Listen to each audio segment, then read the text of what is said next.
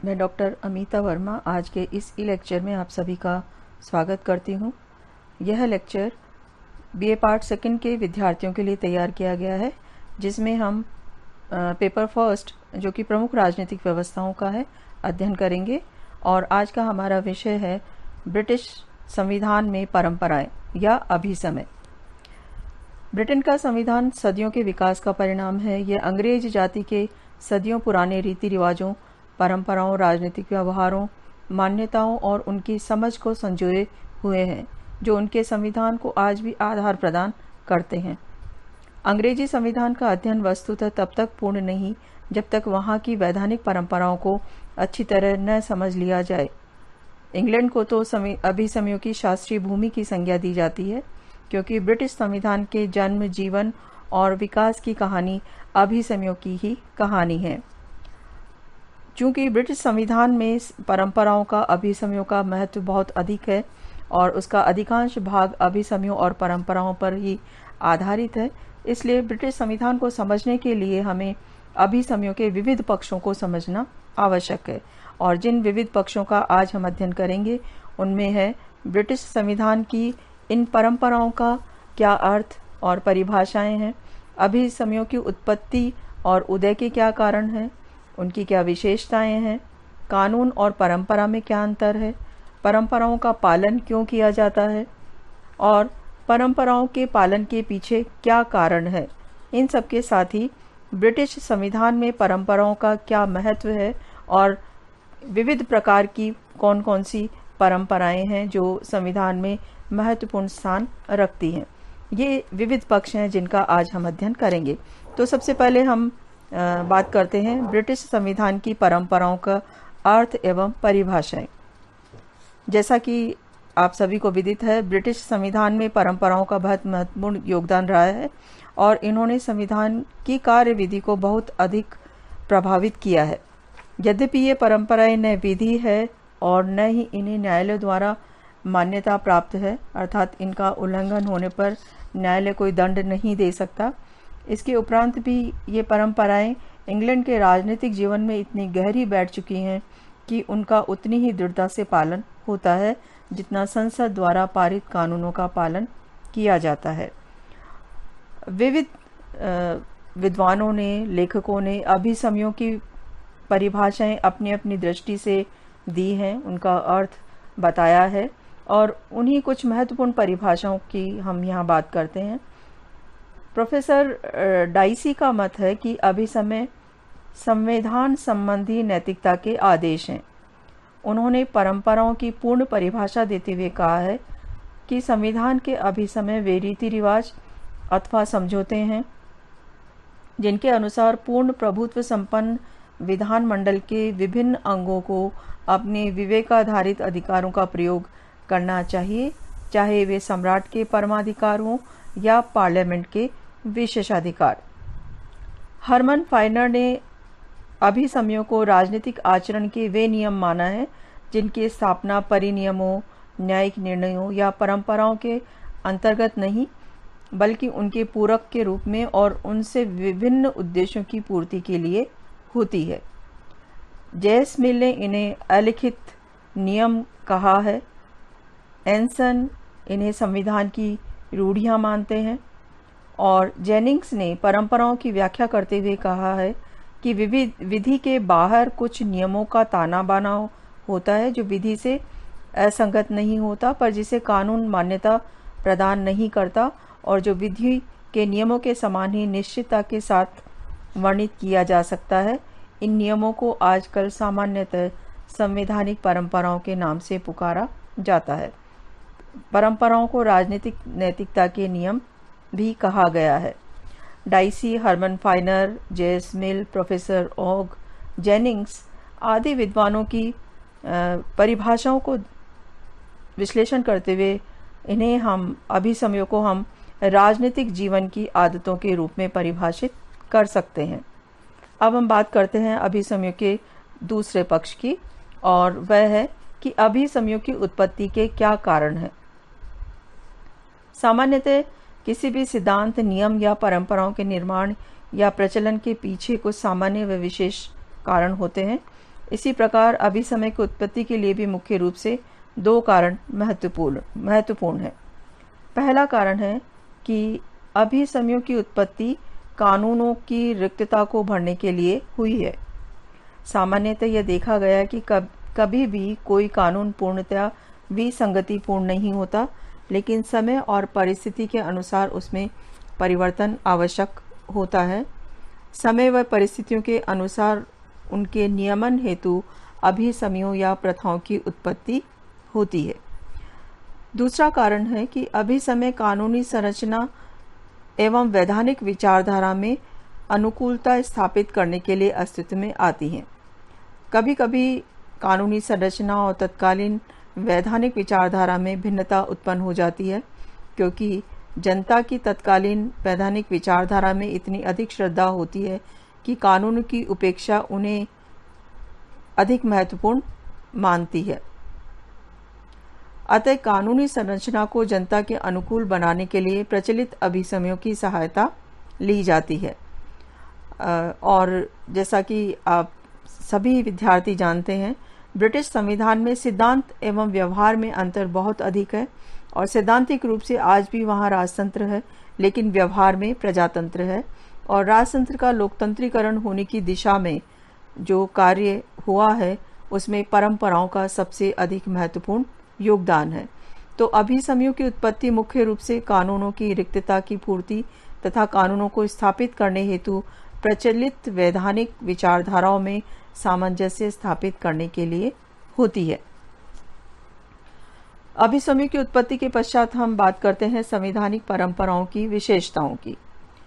प्रत्येक देश में अनेक प्रकार की परंपराएं होती है, सामाजिक क्षेत्र में अलग, धार्मिक क्षेत्र में अलग, और उसी प्रकार राजनीतिक क्षेत्र में अलग प्रकार की परंपराएं प्रचलित होती हैं। ये सभी प्रकार की परंपराएं कानून द्वारा प्रमाणित न होते हुए भी कानून की तरह मान्य होती है। समाज में उनका इतना सम्मान होता है कि लोग आसानी से उनका उल्लंघन नहीं कर सकते। इंग्लैंड में प्रचलित संवैधानिक परंपराएं भी उसी प्रकार सम्मानित है जैसे कानून।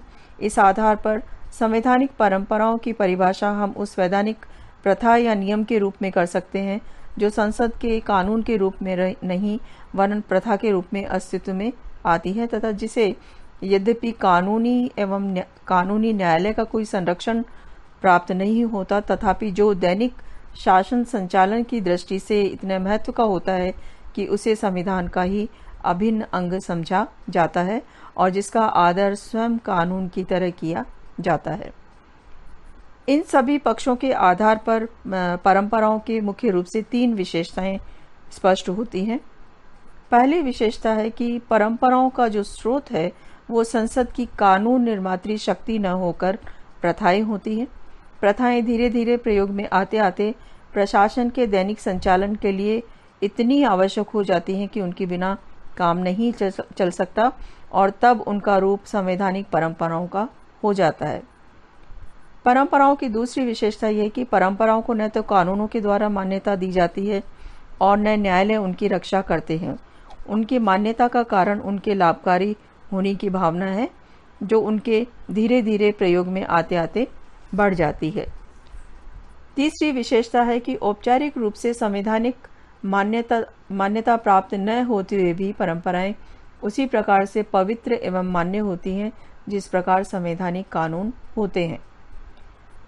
परंपराओं के इन विशेषताओं के अध्ययन के साथ ही हमें इस पक्ष का भी अध्ययन करना ज़रूरी है कि कानून और परंपराओं में क्या अंतर है। यद्यपि ब्रिटिश संविधान में परंपराओं का महत्व कानून के समान ही है, लेकिन कानून और परंपराओं में अंतर होता है। मान्यता की दृष्टि से एक सी होते हुए भी कानून एवं परंपरा एक सी वस्तु नहीं है। उन दोनों में कुछ महत्वपूर्ण अंतर हैं। सबसे पहला महत्वपूर्ण अंतर यह है कि कानून का उद्गम कानून निर्मात्री शक्ति होती है, जबकि परंपराओं का उद्गम पूर्वोदाहरण हुआ करते हैं। उदाहरण के तौर पे प्रत्येक पूर्वोदाहरण परंपरा नहीं बन जाता, लेकिन जब कोई पूर्वोदाहरण अथवा वैधानिक प्रथा कुछ दिनों तक प्रयोग में आती रहती है और अपनी उपयोगिता के कारण उसका त्याग नहीं किया जाता है तो वह परंपरा बन जाती है। जबकि कानून किसी कानून निर्मात्री शक्ति की इच्छा का परिणाम होता है। दूसरा महत्वपूर्ण अंतर कानून और परंपराओं में यह है कि कानून का रूप लिखित होता है जबकि परंपराओं का रूप अलिखित होता है। तीसरा अंतर, कानून का पालन अनिवार्य होता है जबकि परंपराओं का पालन ऐच्छिक होता है। और चौथा महत्वपूर्ण अंतर है कि कानून का उल्लंघन करने पर न्यायालयों द्वारा दंड दिया जा सकता है, लेकिन परंपराओं का उल्लंघन न्यायालयों द्वारा दंडनीय नहीं है। कानून और परंपराओं में अंतर में का एक महत्वपूर्ण जो स्वरूप है वो यह है कि कानून के पालन का आधार राज्य की प्रभुत्व शक्ति होती है, जबकि परंपराओं के पालन का आधार जन मान्यता की शक्ति होती है। कानून का सदा पालन किया जाता है, लेकिन प्रत्येक परंपरा का सदा पालन नहीं होता है। वस्तुतः परंपराओं का पालन उसी प्रकार होता है जितना उनकी उपादेयता होती है, लेकिन ब्रिटिश संविधान की ये महत्वपूर्ण विशेषता है कि जिस तरह से कानून का पालन होता है उसी तरह से परंपराओं का भी पालन होता है। दोनों के पालन का आधार भिन्न होता है। कानून के पालन के पीछे राज्य की प्रभुत्व शक्ति होती है, जबकि परंपराओं का पालन इसलिए किया जाता है कि उसके पीछे जन मान्यताओं का दबाव होता है। कानून और परंपराओं के अंतर के पश्चात हमें ये पक्ष समझना भी आवश्यक है कि परंपराओं का पालन क्यों किया जाता है। परंपराओं के पालन किए जाने के संदर्भ में कुछ विद्वानों के विभिन्न मत हैं। परंपराओं का पालन इंग्लैंड में प्राय उसी प्रकार से किया जाता है जिस प्रकार संविधान के कानून की धाराओं का किया जाता है, और इस संदर्भ में डाइसी, लॉवेल और लास्की के मत हैं, अलग अलग मत हैं, और इन तीनों मतों को समझना आवश्यक है, जिसके आधार पर हम ये जान सकते हैं कि ब्रिटिश संविधान की परंपराओं का पालन क्यों किया जाता है। डाइसी का विचार है कि परंपराएं एवं कानून दोनों परस्पर इस प्रकार से गुथे हुए हैं कि यदि किसी परंपरा का उल्लंघन किया जाता है तो किसी न किसी कानून का उल्लंघन हो ही जाता है। चूंकि कानून का उल्लंघन नहीं किया जा सकता, अतः परंपराओं का भी पालन करना ही पड़ता है। इसके उदाहरण स्वरूप हम इस परंपरा को ले सकते हैं कि संसद की बैठक वर्ष में एक बार अवश्य होनी चाहिए, और यह देख सकते हैं कि इस परंपरा के अनादर से कौन सी कानून की व्यवस्था का उल्लंघन होता है, जिसके कारण परंपरा का पालन करना आवश्यक हो जाता है। इंग्लैंड में ये दो महत्वपूर्ण कानूनी व्यवस्थाएं हैं कि प्रतिवर्ष बजट की स्वीकृति होनी चाहिए और सेना संबंधी कानून का प्रतिवर्ष नवीनीकरण होना चाहिए। इंग्लैंड के लोग यदि संसद के अधिवेशन को प्रतिवर्ष कम से कम एक बार बुलाने की परंपरा को तोड़ते हैं और संसद का अधिवेशन यदि वर्ष भर में एक भी बार नहीं होता, तो यह निश्चित है कि बजट स्वीकृत होने एवं सैनिक कानून के पारित होने की कानूनी व्यवस्था का भी उल्लंघन होगा, जिससे प्रशासन ही ठप हो जाएगा। अतः इस कानूनी व्यवस्थाओं के पालन के लिए आवश्यक है कि वर्ष में कम से कम एक बार संसद के अधिवेशन को बुलाने की परंपरा का भी पालन किया जाए। इस आधार पर डाइसी ने यह निष्कर्ष निकाला है कि परंपराओं के पीछे कानून की शक्ति है। यदि हम डाइसी के मत का मूल्यांकन करें तो डाइसी द्वारा प्रतिपादित उक्त तथ्य केवल अर्ध सत्य है। यह न तो सब परंपराओं पर समान रूप से लागू है और न यह बात की परंपरा एवं कानून सदा सहगामी रहते हों। इंग्लैंड में यह परंपरा है कि कानून बनने से पहले प्रत्येक विधेयक के 3 वाचन प्रत्येक सदन में होने चाहिए, पर यदि इस परंपरा को तोड़कर संसद ऐसा करने लगे तो 2 ही वाचनों के बाद विधेयक को कानून बना दे, तो ऐसा करने से किसी कानून का उल्लंघन नहीं होगा। इस प्रकार इस परंपरा का पालन इसलिए नहीं होता कि उसके उल्लंघन से किसी कानून का उल्लंघन होगा, वरन इसलिए होता है कि लोग उसका कुछ उपयोग समझते हैं। इस प्रकार ये बात सत्य नहीं है कि परंपरा के समर्थन के लिए उसके पीछे कोई ऐसा कानून है जिसका उल्लंघन उस परंपरा विशेष के उल्लंघन से आवश्यक रूप से होता है। वस्तुतः कानून एवं परंपराएं उस हद तक परस्पर अन्योन्याश्रित नहीं है जिस हद तक डाइसी ने समझा है। परंपरा एवं कानून में से कानून समाप्त हो सकता है और परंपरा बनी रह सकती है। उदाहरण के लिए यदि संसद ये निश्चित कर ले कि बजट एवं सैनिक कानून 2 वर्ष में एक बार पारित हुआ करेंगे, तो वर्ष में कम से कम एक बार संसद का अधिवेशन बुलाए जाने से संबंधित परंपरा का कानूनी समर्थन समाप्त हो जाएगा। तो डाइसी का यह मत है। दूसरा मत है लॉवेल का। इस संबंध में लॉवेल का विचार है कि संवैधानिक परंपराओं का पालन इसलिए किया जाता है कि उन्हें लोक मत का परंपरागत समर्थन प्राप्त है। उसका मत है कि अंग्रेज लोग स्वभाव से रूढ़िवादी होते हैं, अतः उन्हें अपनी परंपराओं से विशेष प्रेम होता है। जो कुछ परंपरागत एवं पुरातन है उसे बनाए रखने के लिए वे अपने जीवन में अनेक असंगतियां ले आना तो पसंद करते हैं, पर उसे छोड़ना पसंद नहीं करते। अतः वे संवैधानिक परंपराओं का आदर करते हैं। उसकी प्रतिनिधि सरकार भी उनका आदर करती है, क्योंकि जनता द्वारा निर्वाचित सरकार ऐसी किसी बात से सरलतापूर्वक विमुख नहीं हो सकती जिसे जनता पसंद करती हो। यदि लॉवेल का मत का हम मूल्यांकन करें तो लॉवेल का उक्त विचार डाइसी के विचार की अपेक्षा सत्य के अधिक निकट है, पर लोकमत के समर्थन का आधार कोरी रूढ़िवादिता नहीं है। लोग किसी बात का समर्थन केवल इसलिए नहीं करते हैं कि वह प्राचीन काल से चली आ रही है, वरन इसलिए करते हैं कि प्राचीन काल की तरह ही वह अब भी उपयोगी है। चूंकि उपयोगिता की बात को लॉवेल ने नहीं छुआ है, अतः परंपराओं की मान्यता विषयक उसका मत पूर्णतः उचित नहीं कहा जा सकता। परंपराओं के पालन के संदर्भ में तीसरा मत लास्की का है। लास्की के अनुसार परंपराओं के आदर के 2 कारण हैं। पहला कारण यह है कि परंपराएं प्रचलित संवैधानिक सिद्धांतों के अनुरूप है और उनके क्रियान्वयन में सहायक है। उदाहरण के लिए हम मंत्रिमंडल की बैठक की सभापतित्व से संबंधित परंपरा को ले सकते हैं। एक समय था जब राजा एवं मंत्रिमंडल की बैठकों का सभापतित्व बंद कर दिया गया, क्योंकि एक तो वे अंग्रेजी अच्छी तरह नहीं जानते थे और दूसरे उन्हें इंग्लैंड की राजनीति में अधिक दिलचस्पी नहीं थी। बाद में राजा के स्थान पर प्रधानमंत्री बैठकों का सभापतित्व करते थे। ऐसी प्रथा बन गई जो विकसित हुई लोकतांत्रिक प्रवृत्ति के अनुकूल।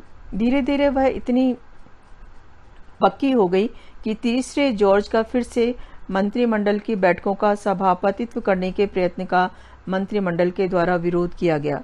इस परंपरा की मान्यता अब तक इस प्रकार चली आ रही है क्योंकि वह वर्तमान राजनीतिक सिद्धांत अर्थात लोकतंत्र की आवश्यकताओं के अनुकूल है तथा उसे लोकतंत्र की निरंतरता बनाए रखने में सहायता मिलती है।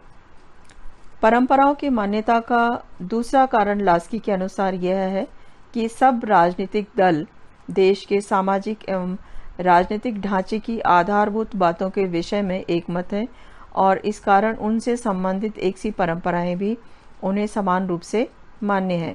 उदाहरणार्थ सभी दल राजतंत्रीय लोकतंत्र में विश्वास करते हैं। वे व्यक्तिगत संपत्ति की व्यवस्था पर आधारित सामाजिक ढांचे को उपयोगी समझते हैं, पर यदि सभी दलों में सामाजिक व राजनीतिक ढांचे की मौलिक बातों पर गंभीर मतभेद होंगे तो कदाचित वे सभी एक सी परंपराओं के समर्थक न होते।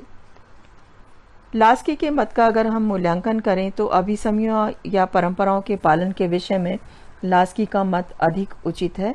प्रचलित सामाजिक संवैधानिक सिद्धांतों की अनुरूपता तथा देश के सामाजिक एवं राजनीतिक ढांचे